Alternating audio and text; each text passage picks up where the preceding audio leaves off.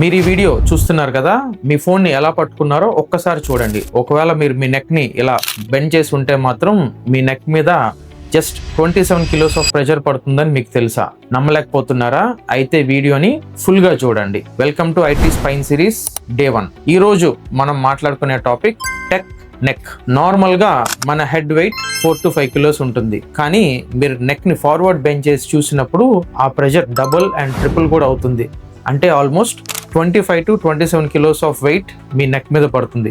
Just imagine అంత wait మీ neck మీద పెడితే ఎలా ఉంటుందో. అందుకే షిఫ్ట్ ఎండ్ అయ్యేసరికి neck pain, shoulder stiffness and కొంతమందికి సివియర్ హెడేక్స్ కూడా వస్తూ ఉంటాయి.